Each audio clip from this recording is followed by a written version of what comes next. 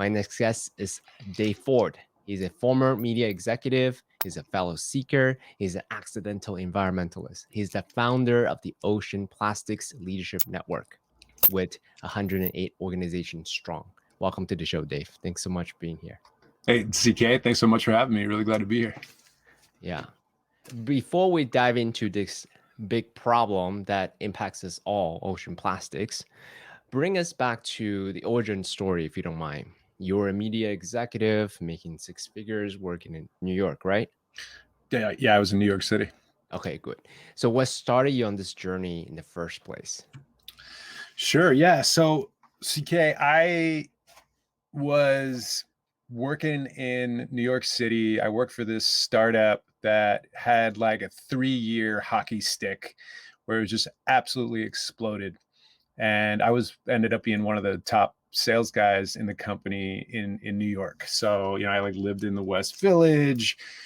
I was entertaining clients at like the top restaurants in New York City for years. That was like such a huge piece of my job. And yeah, after 3 years of meteoric rise, it all of a sudden wasn't rising so much. And just sort of really, I think in the midst of all of that, really found myself quite unhappy in my work space and just kind of what I was doing every day. And I had always wanted to get into travel.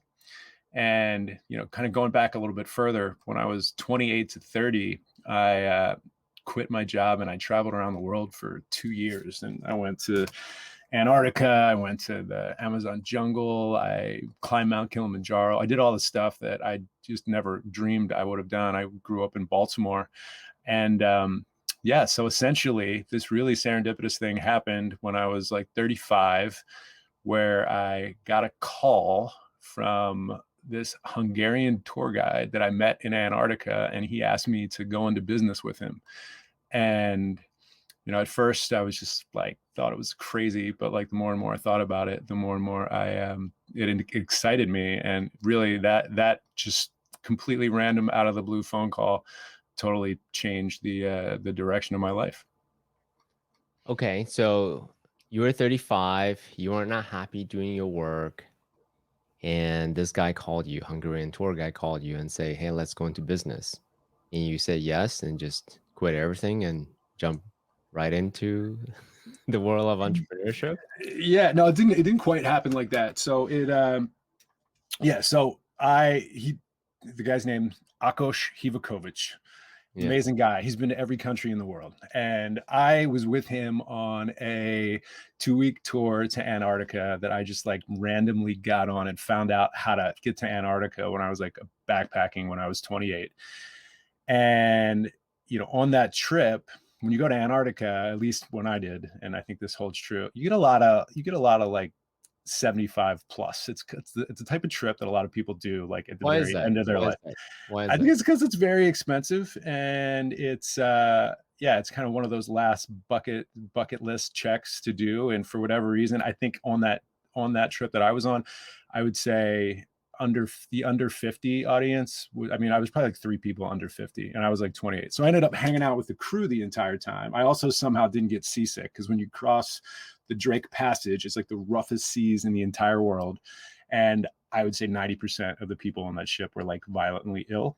And for some reason I wasn't. So I hung out with the crew who also wasn't seasick, and I got to know everybody really well. And one of which was the onboard ornithologist, this guy by the name of Akos Hivakovic. And we stayed in touch, and he had been doing trips all over the world. And he reached out to me and he just said, I'm looking for a partner in the US to help me, bring more U.S. business, U.S. clients into my business. And that really is what, like, again, that asked the kind of wild Zoom meeting with him back then. Zoom didn't even really work very well. It might have been Skype. But at first I was just didn't think it was practical or possible. And the more and more I thought about it, the more and more it just seemed to light something up inside of me. And I didn't exactly know what I was getting into, and we ended up partnering and raising some money to start that initiative. where it was kind of like a collaborative between his company and sort of what I wanted to do. But it wasn't easy by any means, And actually, like as I was like planning to do all of this, and my attention was definitely like kind of moving towards this.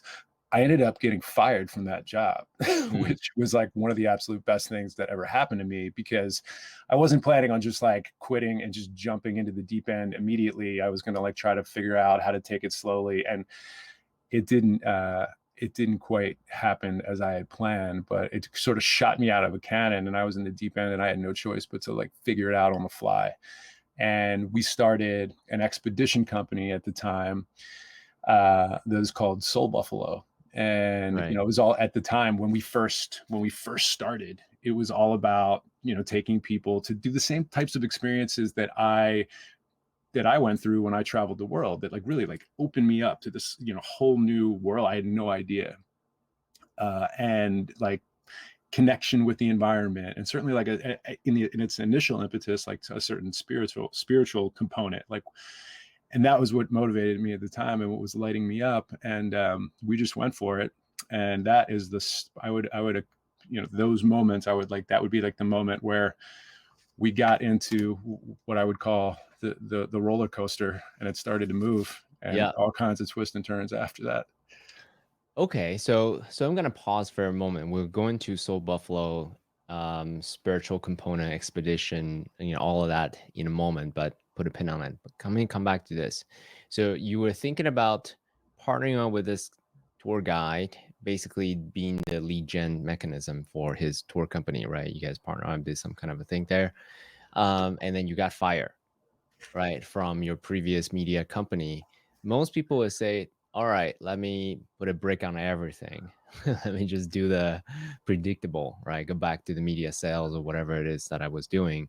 And whereas you double down on your niche and startup that you had no previous experience in doing. Can you zoom into that moment a bit? Were you married at the time? I was not, luckily. Okay, So great. I was actually, my wife, now wife, and I, we were probably dating for like 6 months at the time, but no kid yet. We weren't married yet. So Okay, great. So zoom into that moment. Tell us about the tension between the two, the fork in the road, so to speak. yeah, I mean, just a little backstory on the actual firing. Like I was one of the first people that got hired in the Mm, company. And mhm, when you're in a startup, and I think it was the 25th hire at the time, they started mhm, bringing in a significant amount of revenue for the company. Your status sort of raises, and like I think in the mhm, inflection point of any business, there becomes a point where process and procedure, sort of, there's the point where the sort of top salespeople in a company sort of like rise it up, and then it gets to a point where process and procedure comes in and really takes over. And the guy, there was a different manager that was hired to manage the New York office, and he came from Google, and he was very process system oriented, and I was not. And it just didn't mesh at all. The vibes were mhm, not felt either way. But I wasn't at the time. I mean, looking back at it, I can see it. Like I wasn't the type of salesperson that they needed at that point in the business. Where for the first 3 years, where it was just going to the moon, I was.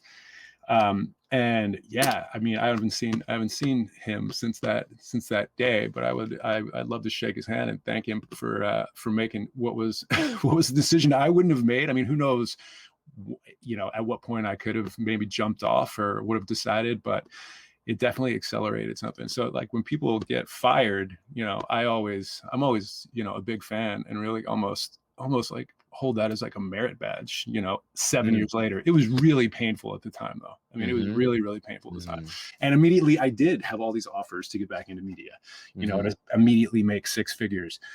And I'd saved up a little bit, not enough per se, but I'd saved up a little bit to kind of give this thing a run. And my wife, my fiance at the time, but like she was very supportive, and we were able to raise some money from friends and family to really allow me to jump in full time as well. So it was like definitely a convergence of star alignment that allowed that all to take place. And Yeah, it was really exciting. Yeah, but I had no idea what I was doing. I've never worked in travel, or I've experienced the output of travel, but like the heavy logistics component was wild. And it turned out like what we actually the deep end we jumped into that I jumped into wasn't the deep end that I thought it was. Yeah, it was the company that in his expertise, while I knew what a huge piece of his business was, which was actually wildlife photography. And I don't have any photography experience.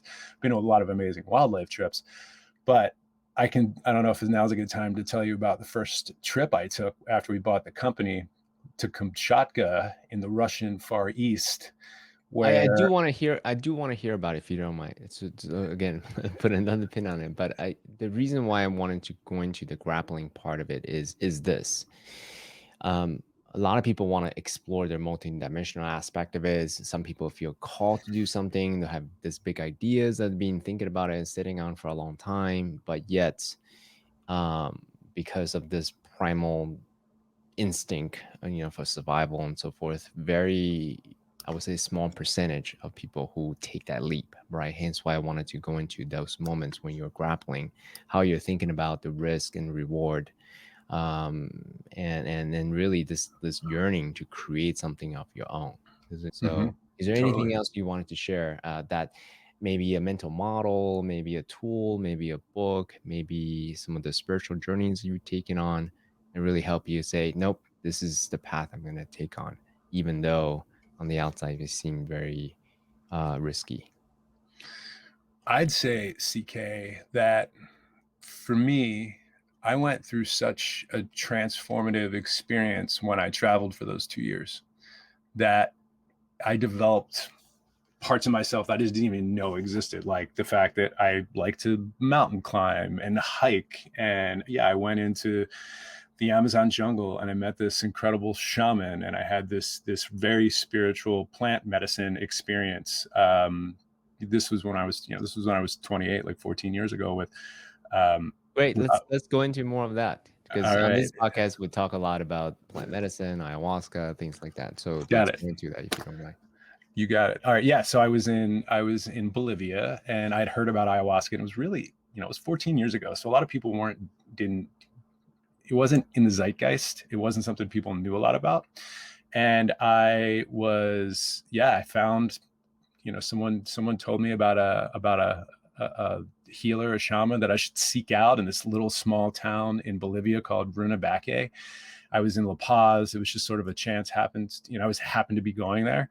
So I went and I found this guy who, just incredible healer. And, yeah, took me out into the jungle with some friends, that I was traveling with at the time. And that experience absolutely, completely, I would say, like on a real level, like help me kind of heal up some holes that I had in my life, and really and really open me up too to this, to the idea of spirituality in a different way. So I was able through that experience to just to totally, access, I think, just like a different part of myself and a different understanding about myself. Mm. I'll do a quick share. Maybe you can go a little bit more nuance if you don't mind. Sure. So before my first journey with plant medicine, I was very much, trained as an academic scientist, an engineer. If I can't measure it, it doesn't exist. Very materialist, reductionist kind of a guy, right? And anything beyond scientific data, I just didn't understand or I dismissed it altogether. Then I had this very mystical experience in it. And I'm like, oh my God, open my eyes to this whole new world, whole new realm. And the way I think about it today is this: whether there's scientific data about it, in my subjective experience, right? If it happens, and then it's real, the subjective experience, and then I can use it to try on different perspectives of looking at the reality that we have to. And my point of sharing all of that is it opens up my mind to this multidimensionality aspect of reality. So I'm curious to know from your perspective, um, coming from being 28, not really understanding spirituality. Like, what was your biggest insight going through this experience in Bolivia? Well, for me, I feel like we're kind of like taking such a nonlinear journey through my life story. But for me, the real catalytic moment of that initial trip, where I essentially just flew to Argentina and decided I was traveling through, that I was going to travel for like a prolonged period of time, was a relationship that ended very painfully. Mm, And like dramatically in there. I don't want to really get into the details, but it was just it was extremely painful end of a relationship, I would say. And then also, at the time I was working in radio, of hmm all things, and radio was just taking that was right when satellite was coming on board and the iPod, and all of a sudden, like, radio, this like behemoth industry, was just getting shattered. So it was a very painful place to work at that time. So it was an interesting little cycle, because the same thing happened again in some degree when I was 35, right? Like these like circular patterns that happened. And I had an Australian friend that had traveled the world that just told me that I should just go, and I just did. I just did. I was able to take a loan out of a house that I owned at the time to get enough cash to just take off, and I did. And like I said, on that journey, it really opened me up. But even after all these incredible experiences and all these hikes and going to Antarctica or whatever, I was still just carrying around a lot of pain, mm, like amount of pain, that were primarily because of the relationship and that previous work experience. But like, probably a lot deeper than that too. Probably a lot of stuff, further back, but that was maybe like first on, sort of first up, that needed to be addressed. And, the it first was, layer, yeah. yeah, it was Mm, absolutely the first layer. And when I went into that experience in the Bolivian Amazon, that was my clear intention, was really like to heal up, this pain that I was carrying around, when I should have just been, on all accounts, just like having the time of my life. So, and when I did that experience, it was, and connected with that specific medicine. um, I really feel like the analogy I use when I tell the story is like I was like carrying around a cinder. I was dragging around a cinder block with like chain tied around my waist. And after one night of doing that, all of a sudden, the what I got from the medicine, and through certain visions that I had when I was deep in that state, was that, with respect to the job, it was very clear, like, you don't work there anymore. You're mm, you're traveling around in South America, like totally like getting your mind blown. Like, you can let that job go. mm, And then with respect to the woman that I was with at the time, it was really clear too. It was like, you did everything that you could, at that time, to help this person, and and you were like solid and strong for her in that time. And you can let her go off to whatever she needs to do, and you can do whatever you need to do. And it was just like that. It was gone. Those two elements, that cinder block was cut, which certainly allowed me to enjoy the rest of my trip in a deeper way. But like, it also, yeah, just really connected me with nature, I think, in a deeper way. Like, all the hiking and everything that I had experienced just connected me with the earth in a deeper way. I ended up doing a few more experiences when I was down there in South America, in La Paz, and I was able to connect other people, to this healer that I had found, and they also had similar experience. So it was just like really rewarding and fulfilling, and yeah, I would say like this forever changed the trajectory of my life. mm, And certainly, like, when you start to think about like what I wanted to recreate when I started the travel company, this initial travel company that turned into so much more, was just this vehicle to help people grow through these travel experiences, like I had mm, gone through. I mean, so I think that was like what my initial inspiration, and where initially I found so much meaning, and initially why I was ready to take such a huge risk, because had just felt such a pronounced effect, positive, powerful effect, on my being through that decision to go traveling around the world. Mm, I love that. There's so many things I can go into. When you say being, can you just clarify what that means for you? I know Yeah, it's a very loaded question, but yeah, take it however deep you want to take it. um, I would say, yeah, just like, on a deeper level, like the full consciousness, subconscious, just like who I am, and what I'm here to do in the world. I feel like I just got clarity like through that through that trip, on some level, like who I am and what I'm here to do. Yeah. I so appreciate you sharing your story because the way I think about this, the way you describe your 2-year expedition, right, and traveling to Antarctica, the Amazon, Chile, trekking, mountain climbing all over the world. I have friends who live that lifestyle today, right, after they have retired and they're just going from peak experience to peak experience. I'm like, oh, that sounds awesome, right? And then a huge part of the ayahuasca experience is the internal peak experiences because we get to self-excavate to the depth of who we really are, right? From first layer to second layer, you just keeps going deeper and deeper, really on the quest of defining who we are as spiritual beings living a human life. Yeah. So I love the combination of the inside out approach and the outside in approach that you took, right? Doing ayahuasca while you're doing the activity, the expedition, right?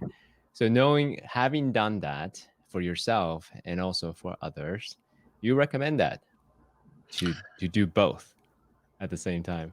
Yeah, I think it's a very personal decision, and I think it's the kind of thing that individuals should do a significant amount of research on. And I think that, I got lucky. I had a personal recommendation from somebody that I didn't know very well, and I trusted the universe, and it worked out. But I really think like a great deal of homework needs to be done before you decide to make sure you understand exactly what you're getting into with that specific medicine, because it's definitely not for everybody. There's definitely lots of contraindications in certain situations that just need to be taken in advance. But yes, if after doing that research, it's something that calls you, I absolutely believe that it's really, really powerful, and that coupling it with experience was certainly how it happened for me, and worked out really well. Mm, mm. Okay, so you had your personal series of peak experiences from expedition to ayahuasca journeys, series of them. Um, well, before we go into the company side, you want to highlight maybe a few expedition peak experiences because you have mentioned in Antarctica and the Amazon and Chile. That just sounds awesome already. So, is there anything that you wanted to highlight? Maybe bring us into the movies of your mind. Sure. Well, in that trip from 28 to 30, Yeah. I wasn't this active nature guy at all. I mean, so I really learned to trek on that hike and to get into hiking, and eventually got into like very basic mountaineering. But I was in Patagonia, Chile, at this park called Torres del Paine, which is all the way down at the tip of South America. It's beautiful. And I went went trekking with these Israeli soldiers that I had met, and these guys were like in really, really good shape and moving at a really fast clip. They were like in good shape, but they were also like smoking cigarettes the whole time. And they could like run around me in circles, smoking cigarettes. And That's anyway, awesome. we ended up trying to do a 4-day trek in 3 days, and I at some point in time, I mean, and these are like 25 miles a day with like 40 pounds on your back. Oh At my some point in time, we thought we got lost. I was way overexerted. I thought at some point they were going to have to like call for a helicopter to get me out of there. Like my legs locked up, and like my quads locked, like crazy cramps. And then when I would get those like stretched out, then my calves would lock. I was just like hobbling around. It was God. so painful. And these two guys like at some point just started screaming at me that they were not going to leave me behind, and that Israelis don't leave anyone behind. And you are like, they were like in the military, like right out of the military. They were not messing around. And somehow I collapsed into camp at the end of that night. They like totally took care of me. It was, Wow. I mean, looking back at it, it was an amazing story. It was hilarious. But yeah, I definitely bit off more than I can chew. But it was interesting because as painful as that was, and it took me like a week to recover in like a hostel, Uh-huh. I was hooked after that. Like all of a sudden, I mean, like I was like, You're like, I that's almost not died. like that ain't I'm happening hooked. again. What? Yeah, like that ain't happening again. No way. And then secondly, it's just like there's some deep connection that happened even through that pain, that really sparked something inside of me. So I love the outdoors. I live in the mountains in upstate in the Catskills, really close to the Catskills in upstate New York, and we got a 5-year-old. We try to hike as much as we can, but it definitely just opened up a completely new dimension. Mm. So that was cool. And then I mean, Bolivia was really like one of I wasn't even planning to go there. And it was probably, one of the most significant places that I've ever been. And I went on this wildlife in the same area where I did that ayahuasca journey. I went on this wildlife expedition in Runabaki, as was the little town, like right where the mountains meet, right where like the Andes meet the river, and you go on like a 27-hour bus downhill that's like terrifying, and you're glad you stayed on the roads the whole time when you're done. And you take these little canoe boats out into this like swampy sort of pampas area where there's like pink river dolphins and these amazing, like the wildlife is just insane, like the capybaras, and you're swimming in the same water where there's all these caiman around and parrots and toucans. And I mean, just like you felt like you're in the Garden of Eden, or that's what the Garden of Eden should look like, and swimming with pink river dolphins. And I think that was like where I first got like connected to this, like, on a deeper level, the wildlife conservation piece that became a big part of my work when we first started Soul Buffalo. And yeah, that was pretty amazing. And then Antarctica was, I mean, I've been a few times now. It is like you feel like you're on another planet, and you go with people that have been there a lot. It becomes pretty. You start to see pictures of what the terrain used to look like. You really come face to face with what's happening with climate change and the melting world, and it's something that should be seen. I feel like the glaciers in Greenland, are the same, and it's something that absolutely needs to be seen and needs to be experienced. And it's beautiful, and there's penguins and seals and whales, and it's a different and just unbelievable landscapes. But it's melting fast, and it's important to take that in firsthand, and be down there with experts, to learn about it, because it's affecting everything everywhere. And if the modeling's right, it's going to get more dire as time goes on here. Thanks for sharing this and taking us through the movies of your mind. I get a glimpse of why you love nature, right? This how because you experience beautiful sceneries from place to place with the proper guide, with the great stories of Israeli soldiers yelling at you, almost losing your life. I got a glimpse of that. It almost sounds like a movie. It felt like a movie for sure. So that experience I just carried with me through, I mean, it always will carry with me as just like, hey, it's a big risk that I took. I mean, it wasn't conventional, I don't think, at the time. Definitely not for 28-year-old Americans. You definitely have lots of people from all over the world that do this as a rite of passage. You definitely have like gap year folks in the US that'll do it right after college, travel for a year. But it's definitely not like, I would say, hardwired into our DNA, like the Australians or the New Zealand, people from New Zealand or the Irish or the English too, that just like travel, as a rite of passage. And for me, it was a rite of passage. It was definitely like, I would say, just moved me into a different phase of my life, but also like just such a deeper understanding of the world, and just meeting people from all over the world that had a very, very different perspective of what was going on than we do up here. And I feel like experience is catalytic in just understanding. So for me, that was really, really pivotal and important.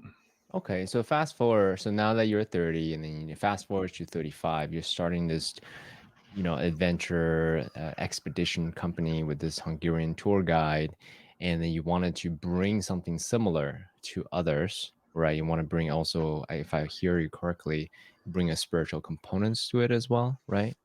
Yeah, I mean, when I first started it out, yeah, I mean, we weren't going to be running journeys to the Amazon to do ayahuasca. That was not in the plans. That was okay. That, So that was not on the table. that You didn't wasn't. do But that. we were looking at doing some like meditation retreats in India, and like that was like a certain type of product line that we wanted to offer. His core business was wildlife and Mhm. wildlife photography specifically. So he has just been all over the world doing these crazy, crazy wildlife trips. And yeah, that's what I was getting into, and coming to the realization like how difficult it was going to be to kind of infuse what I wanted to do with his core clientele. What did you And want to do? yeah, I think I wanted it to do. I think I wanted it to align with my interests more, right? Because I just not a photographer. Not that there's anything Mhm. wrong with that. I love, Mhm. been on a million wildlife trips and taken very bad pictures when I've been there, but it wasn't the kind of thing that I had ever gotten into, or was like a core interest for me. And the company that we essentially raised money to build was, and his expertise was very much in wildlife. Now it was also in conservation, and that's the Mm. bridge that took us to where we are today. Um, is that conservation bridge? So he was a brilliant guy, and we essentially went from this idea that we were going to take out consumers on trips, like individuals like you or me, let's go on a vacation, to working with big corporations and infusing them directly into the challenges of the world, like Mm. taking senior leaders to Antarctica, or taking senior leaders and immersing them in human wildlife conflict issues. And that didn't happen right away. That was the trip to the Russian Far East that I mentioned earlier, that where I is now a good time to bring that Yes, to bring that yes, up. yes, yes. Circle back. Circle back, please. Thank you. So yeah, Kamchatka is on the other side of Alaska. It is insane. It is bears, volcanoes, reindeer herders. Like it is really, I've never been anywhere like that before. And we went, and this was like a trip that we inherited as a part of the business agreement that we went. And it was the first trip I went on, and it was it was amazing, but it was the first leg of it was like going to see black bears, and you're walking around with guys with guns, and then the photographer clientele that was there had these like these lenses that are like a yard long, and you get to a place where the bears are, and there's like 10 people in your group that are just taking rapid fire pictures, like machine gun style, like pictures of these bears, right? So my wife and I just had like our point and shoot camera at the time, and we are like, okay. And then there was this hilarious couple from Australia that was in probably their 80s, that were just screaming at each other the entire time. So it was like there was like Uh-huh. a couple from Australia, and then there's like 5 Brazilians that were on the trip, and then there's like just a random guy from here, random girl from there. It was just this like Uh, ragtag crew of people that didn't know each other, that they were all just going to take pictures. But then you have this Australian couple that were screaming, not like the entire time in front of yeah. everyone, and we were just like, what is happening here? So then we went, but I mean, the landscape was incredible. So then we went hiking, and we went into the volcanoes, and it was, which was, the landscape scenery was amazing. Then we're like taking helicopters to this remote place where we got to see Wow. these reindeer herders, the indigenous people there, First Nations people of the Russian Far East, that were been herding reindeers in circles, and just like, hundreds of reindeers. And and you're there when they are like castrating the reindeer to like make sure the strongest reindeer breed, and they're killing reindeer for meat. Like, you're watching all this. It was wide and such beautiful landscape. And we had this moment with this guy who was one of the reindeer herders, who was probably like in his 50s, and he had this little flip phone that he was taking pictures, I guess, of tourists that were coming through there. I don't know how many tourists came through a year, but not many. and we were sitting with him and my wife and I, and it was this really beautiful moment where he like picked his phone up and he was showing us pictures of other tourists that have sat down, and he was like taking a picture of us, and it was like this really like amazing connection.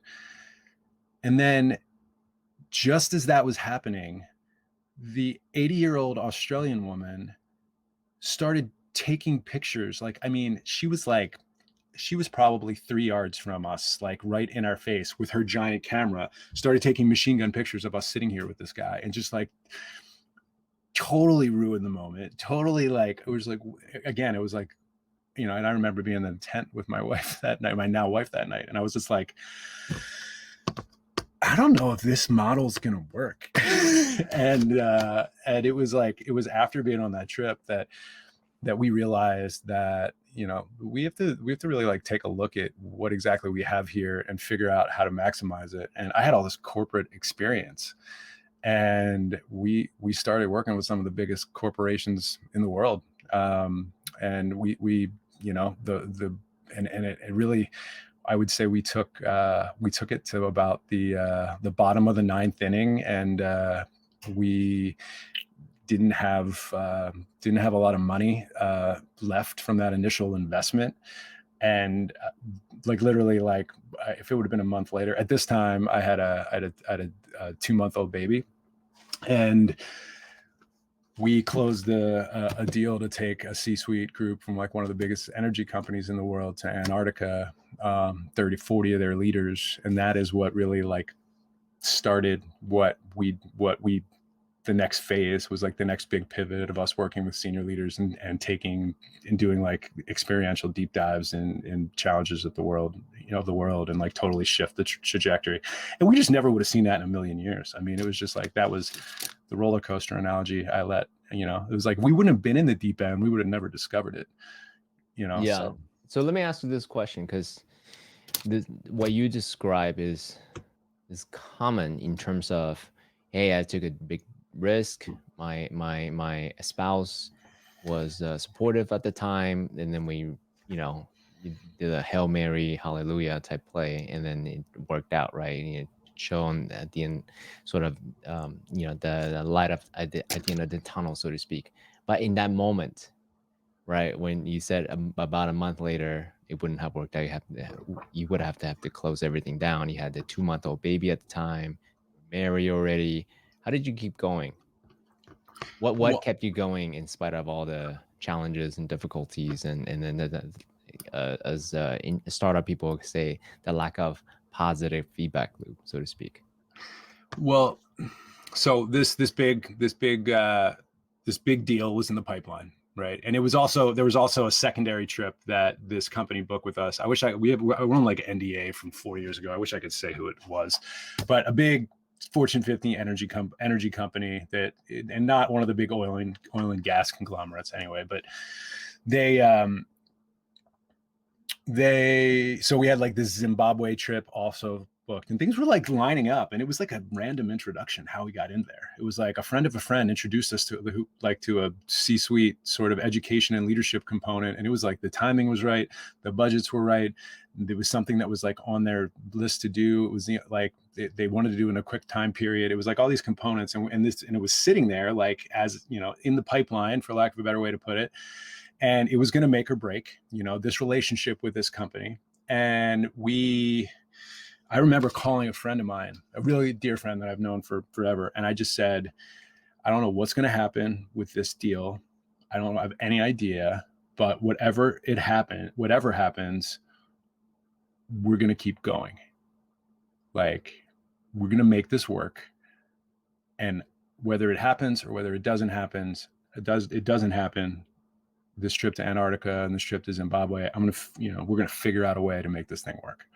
Right. So And what's the resolve? Like, yeah, what was the yeah, wisdom? yeah. It was just a resolve, you know, and I had a 2-month-old baby, and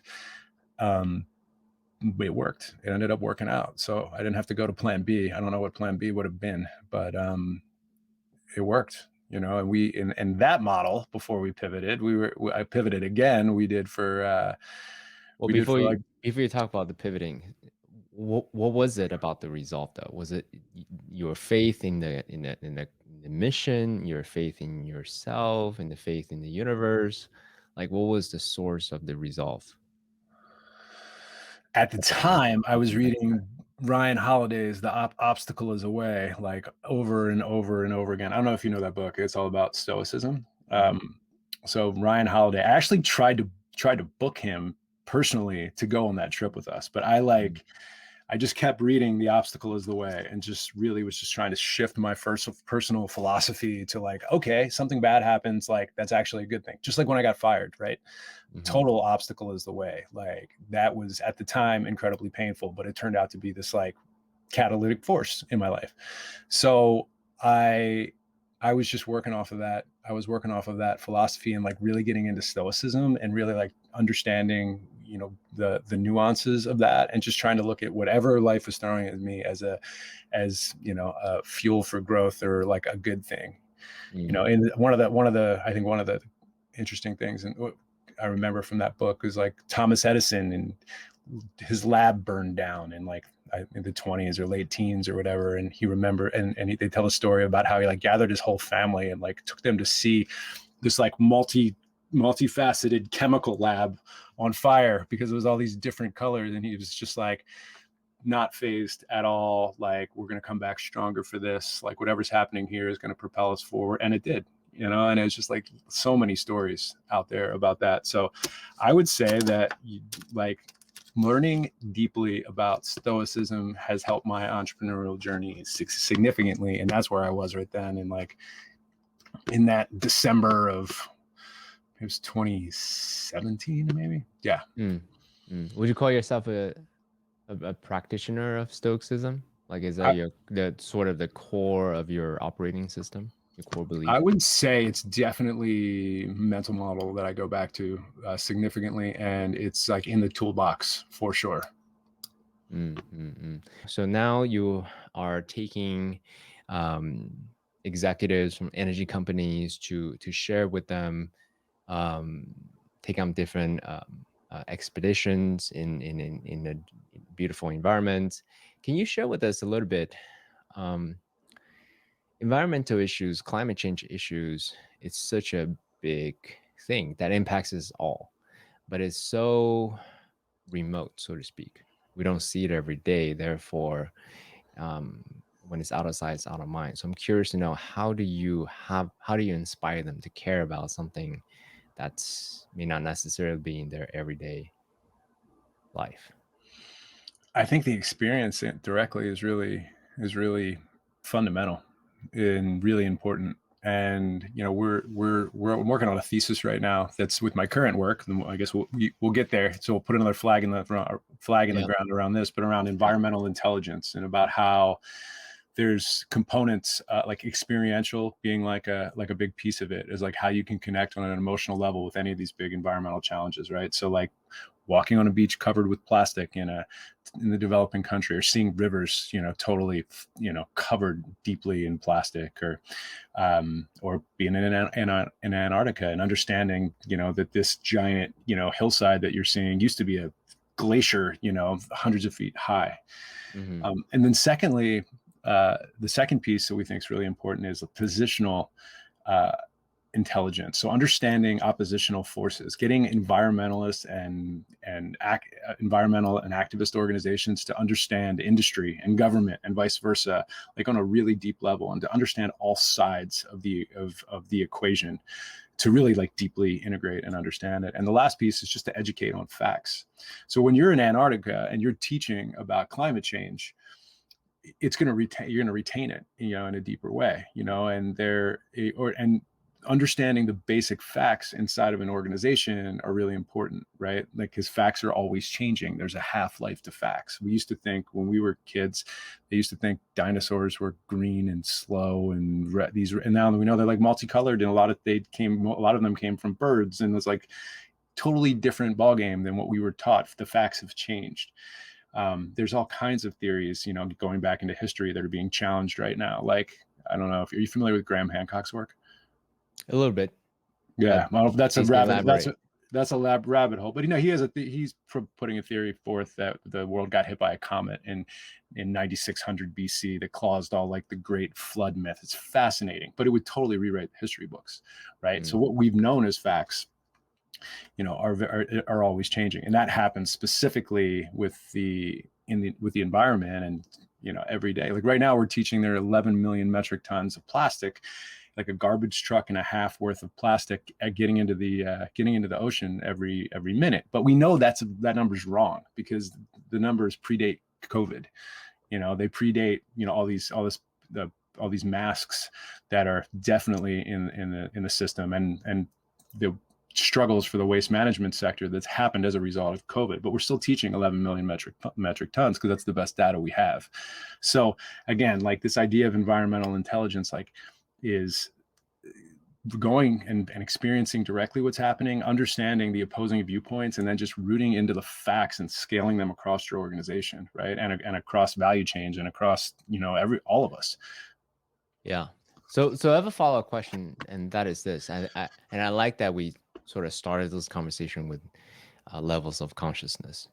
And even if that theorem is incorrect, it's basically, what is the system? What's our incentive, extrinsic incentive that compel us to do certain things, right? So when you're in, let's say, energy company corporations and whatnot, their incentives is,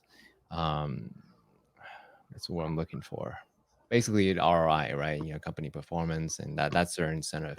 So and this may be a little bit of projection because I'm not a energy executive, so I don't know how they actually think.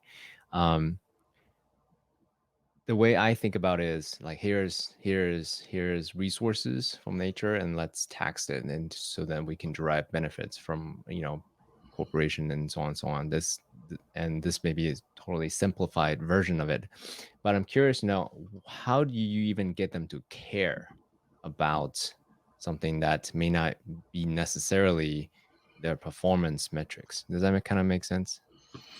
Yeah. Well, I think that Like why do they even care to I'll use myself as an example. I intellectually am curious about issues about the environment, but let's say, even if you gifted me, let's go to the plastic gyres, let's go to wasteland where hundreds of people are picking up trash.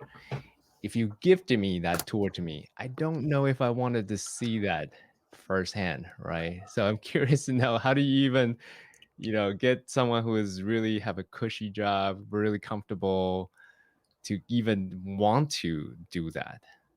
sure, it's from a corporate perspective, it's an existential risk management threat to the Okay. business. And what there's some trends that are happening right now, specifically with plastics and climate and otherwise, that are really interesting, that are like movements that are happening that in the next 10 years, I think are going to put a lot more pressure on business.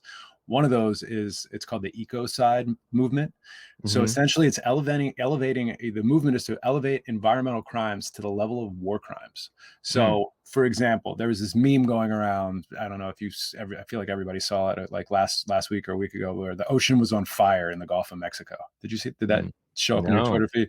It's no. like it was basically a fireball in the middle of the ocean.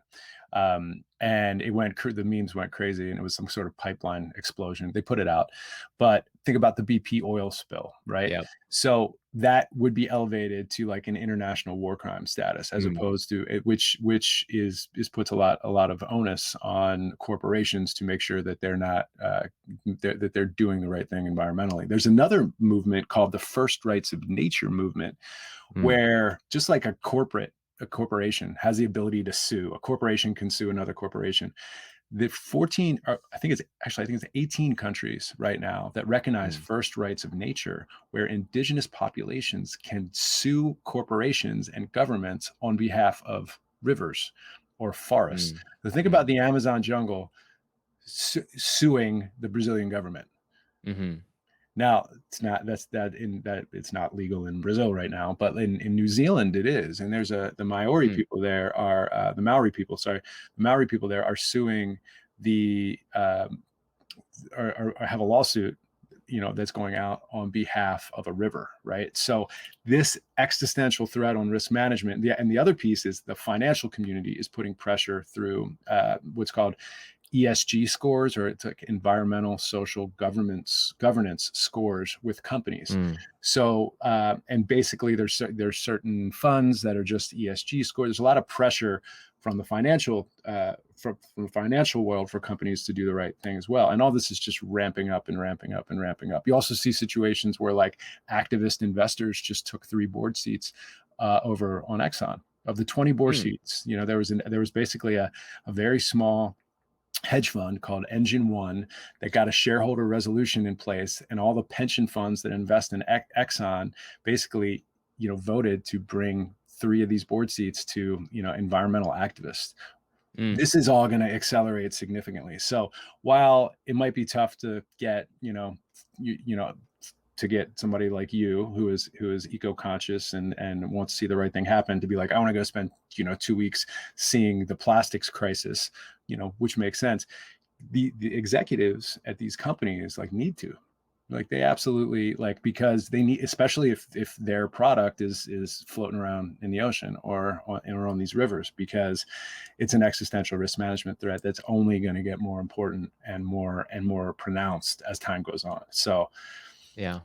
that's Mm, that's where it gets, and I should say too, like, the way, so we did these trips for years, and I was in India with the same company actually, and after an expedition we did in southern India that was about tigers and elephants fighting with people, I did a 1-day waste tour in Delhi, and I saw this landfill called the Gazipur landfill. I was with these university professors, and it was this giant mountain inside of town. And for me, I'd never seen anything like this before. That was half on fire, that was smoking, and the other half was like hundreds of people picking trash, out of this landfill.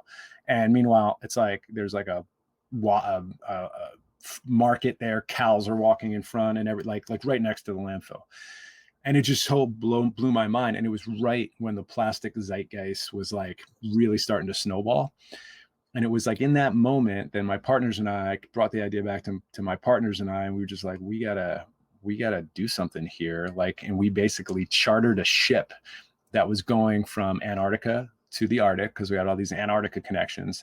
And we ran the first ever we call it the Ocean Plastic Leadership Summit, where we got 165 environmental groups, companies. We had like 6 CEOs of some of the biggest plastic companies in the world. We had Coca-Cola and Dow Chemical and Greenpeace and the American Chemistry, all these forces that don't normally talk, stuck on a boat together 4 days, for 4 days in the middle of the Atlantic Gyre, which is the garbage patch, which is where all the microplastics and the plastics spin in circles. There's 5 of them in the world.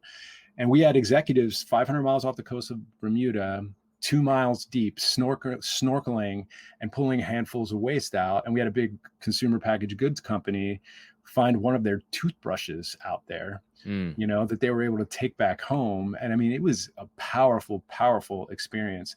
And it really, feeds into that, what I talked about, this idea of experiencing and understanding, the oppositional viewpoints and rooting into facts. We did education. We ran labs on the ship that turned into real initiatives. It just could not have gone better, this expedition. And so then all of a sudden it launched us into the Ocean Plastic Leadership Network, which we're doing today, right? We ended up sunsetting Soul Buffalo to focus on the Ocean Plastic Leadership Network, where we're now 100, as you mentioned in the beginning, 110 organizations dedicated to capacity building through experience and through getting groups to understand each other. So it's just been this another big drop in the roller coaster, and we're just like got our hands up in the air now. It's been pretty wild. Congratulations. That's awesome. I know that you also been featured on Scientific American, right? With the work that you do in terms of thought leadership. So still very early in many more things to come your way, I'm sure. I want to zoom in on the human behavior component just a bit more, if you don't mind. Sure. The second thing that you had talked about, basically bringing people from all sides, right? The activists, the corporations coming together to talk. I love that idea intellectually. However, right, if I am a big energy company that sort of being painted as a like being demonized for causing all this, and there may be some portion of it to be real, I don't necessarily want to interface with someone who demonizes me, as an example, or the other way around. If I'm an activist, I don't necessarily want to, talk to someone who thinks of me as a you know anarchist or something like that, right? So I'm using these very emotionally charged words, perhaps intentionally or perhaps unintentionally. But I'm curious to know, how were you able to bring people together who don't necessarily love seeing each other in parties, as an example? So how did you do that? Well, I feel like in this specific issue, the ocean plastics issue, I mean, the same end goal is there, whether you're a corporation that makes plastic or uses plastic, or whether you're an environmental NGOs, and that's, we want to get plastic out of the environment.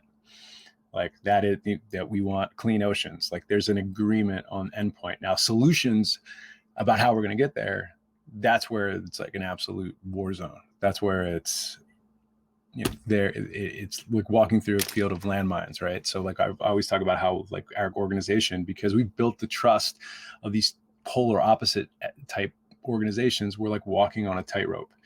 And it is, I think, the fact that we all want the same thing at the end of the day, that makes it easier. And there is something to be said for learning from each other. I mean, the environmental organizations, a lot of the Break Free from Plastic organizations, they're putting significant pressure on these organizations to change their ways and activating consumers who buy these products to raise awareness. So, there's naturally like I feel like an important opportunity for like to come together and have these really tough discussions, just to see where they're aligned and where they're not. And we found a lot of times there's more alignment, there's a lot surprising alignment, and there's also fault lines and places where battles need to be, hard lines in the sand, in some cases obvious.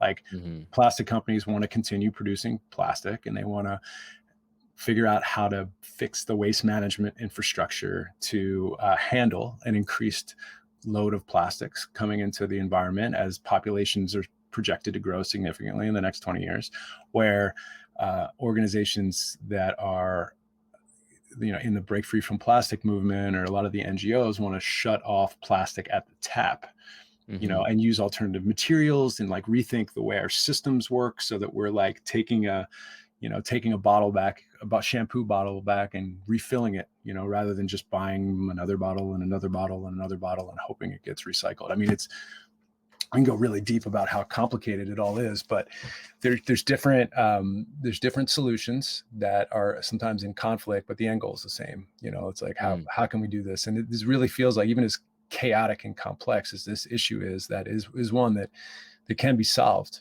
And it's going to take a significant amount of work and a significant amount of really education and capacity building across every human being on the planet. So you can solve this problem in two ways. Obviously, more than two ways, but yeah, in the overly simplistic sense, is help and optimize different paths to agreement, right? The multiple parties coming together and find the most optimal path to that.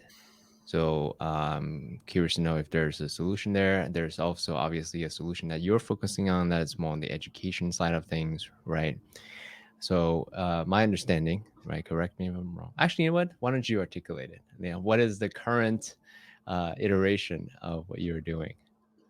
Well, yeah, the current iteration education is, company. is really around capacity building, right? It's about, so it's through experience and through positional understanding, and then through education on the basic facts. And we have software that we work with big companies where we can put thousands of employees through like 101s on like, what is climate change? What is ocean plastics? What is deforestation? What is coral reefs? The ESG, financial mechanisms, what is that, and why does that apply to business? What is ecocide, right? Like how you can take these, and they can scale from the C-suite to forklift drivers on the factory floor, so that these companies understand what it is. People that work for these companies understand why it's important for their businesses, and that they depend on for their families. There's also like feedback loops where people from the field can come up with great ideas and communicate them back to leaders in their sustainability departments. If there's anything that I would say is like encouraging, frustrating and encouraging in the same level, is like a lot of these really big companies that are massive only have 2 or 3 people working for them in Hmm. sustainability, right? And these people are expected to address all of these issues, whether it's packaging, whether it's food waste, whether it's climate and carbon, and the teams are small, and it's frustrating, that is the current state, but we're starting to see a lot of growth in those departments. I was on a company with a big fashion company of 20 people working in sustainability, and I was like, wow, that is incredible. Like you don't hear that where some of the retail companies we work with have 3. And as the environmental challenges of this world are established more in this sort of risk management, like existential risk management piece, we're going to see those teams grow in a big way. And and we've already in the last 10 years, like CSO, the chief sustainability officer, I feel like for a while was there for a reason. It was a checkbox, and we're starting to see the CEOs lean on the CSOs significantly, because so much of the business performance are really intersecting with what's happening in the environment and their impact on the environment.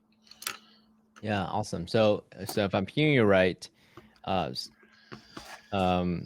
corporations have more and more resources allocated to address this existential problem, and then now they're hiring more professionals, executives to help looking at this, and then you are the media slash education company that's going to help them essentially scale the awareness, the education aspect of all of this, and also how that impacts their business. Is that an accurate recap on what you just said? Exactly. Yep. Exactly. So and helping them learn and be a resource for them to be learned. Now, one of the crazy things that's happened in the last 6 months, we were asked by our partners at the World Wildlife Fund to run a global convening on the Global Plastics Treaty. So just like the Paris Agreement, there's movement right now among governments to have a global plastics treaty, which would address, they're still figuring out exactly what this is. 100, as of today, July 12th, 100 countries have come out in favor of this. The official decision is supposed to happen next February, but we're doing these global convenings online while we're in COVID times, where we brought together 140 organizations, activists, and industry to learn from each other about this plastics treaty, which is kind of wild, and kind of like to go back from like the Kamchatka trip, like this thing started from, and from us now to be, running a global education company and being asked by like major NGO partners to facilitate dialogues around global treaties, and talking to ambassadors and talking to, like really senior government officials. It's just kind of like, well, I think we all kind of like look at ourselves in the mirror and we're just kind of like, whoa, this is, we would have never in a million years thought that this is what we were going to do when Akos Ivakovich called me in 2015 and wanted a partner for his wildlife photography company. So in all of this is a very complex issue, obviously, and with a lot of different players, a lot of different stakeholders involved, and the time scale is vast, right? From probably like multi decades to multi generations.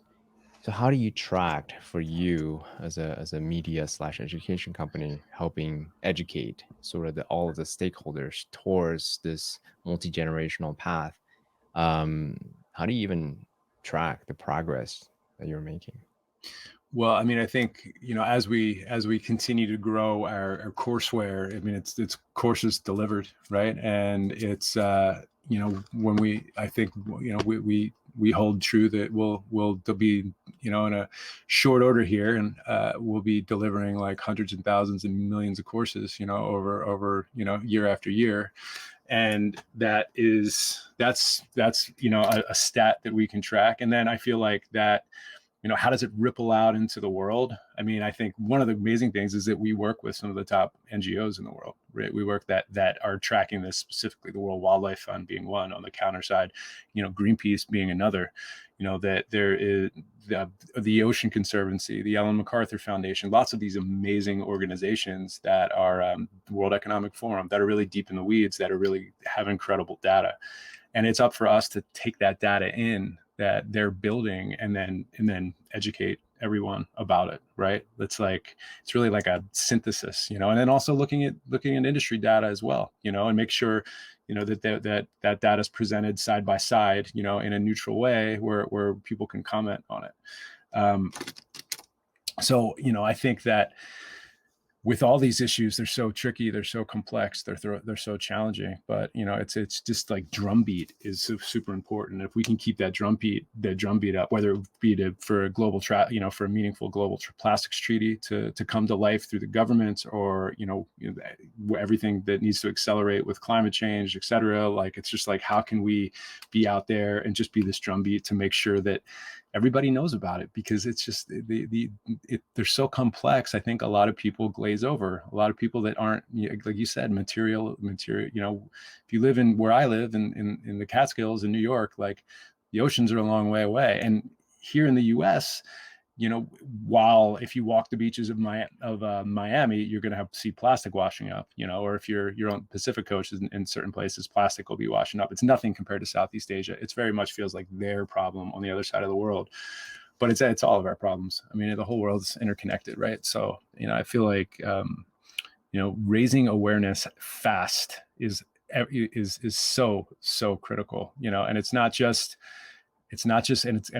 raising all these narratives that sometimes compete, to make sure people understand, and have the full spectrum of understanding, from all these different viewpoints. Is there any technology that you've come across that essentially tie the economic incentives to their environmental or the moralistic, incentive together, a la maybe like a crypto mechanism or NFT of some sort? I mean, I'm just making stuff up, right? Anything of that sort that's essentially tying everything together? So I mean, I wouldn't say it's as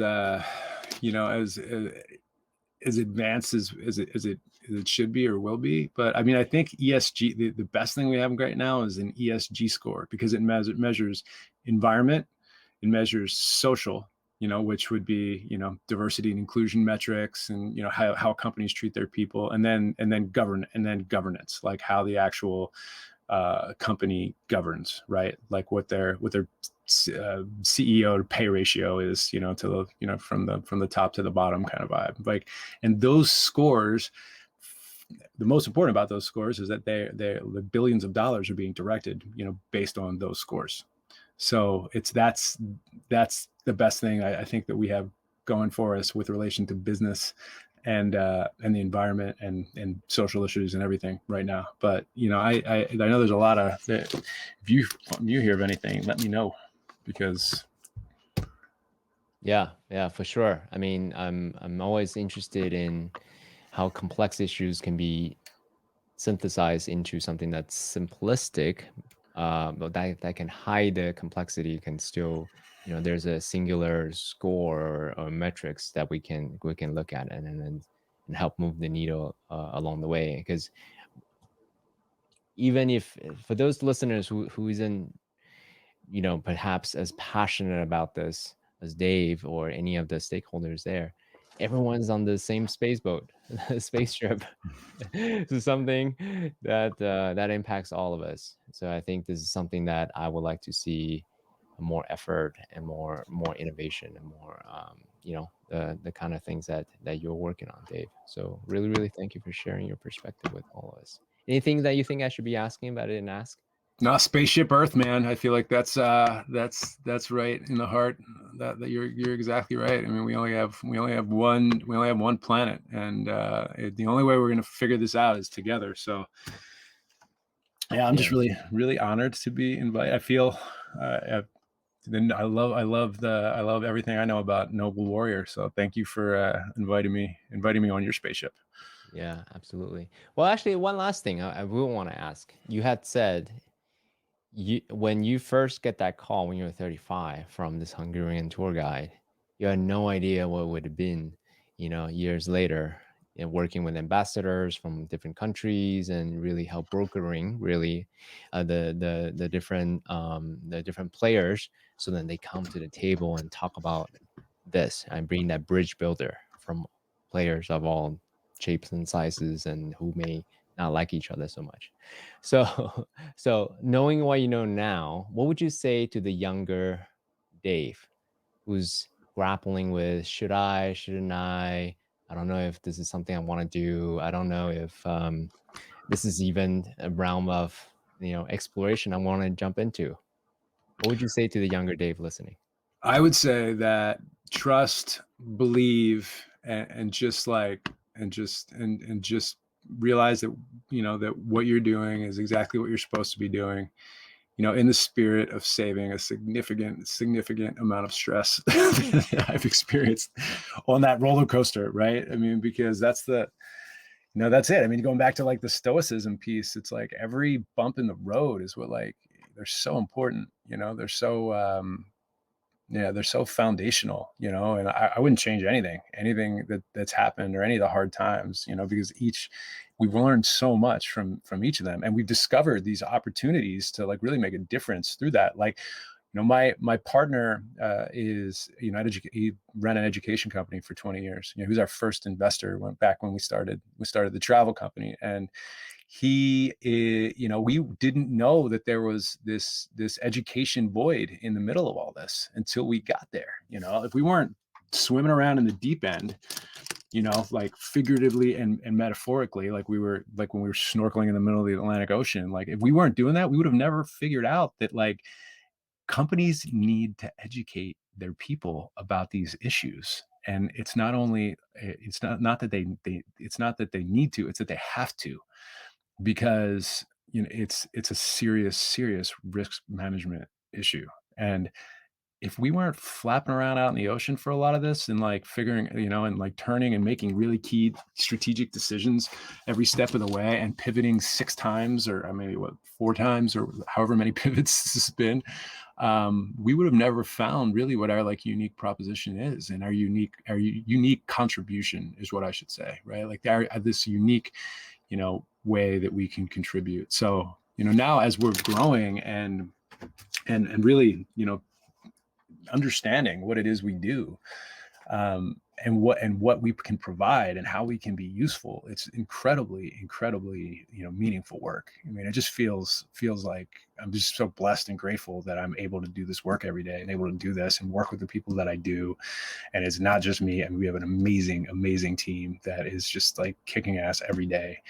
And yeah, I mean, I would say to anybody right now, kind of going back to our initial intention around the talk about risk taking, is like, sometimes you just need to jump in, and you need to you need to go. If you have a certain thing that's moving you inside of you, you just need to go for it. And lots of bumps in the road, but the obstacle is the way. With that said, Dave, thanks so much for being here on Noble Warrior, the founder of Ocean Plastics Leadership Network. Check out their work. It's really worthwhile. And like we were talking about earlier, this is the only spaceship that we have. So thank you for doing such an important work, and thank you for sharing your journey, multifactorial, fractionalized journey that you've taken on. That was really beautiful. Thank you. Oh, thank you, CK. I appreciate it, my friend. It really excited to come on, and grateful. Thank you.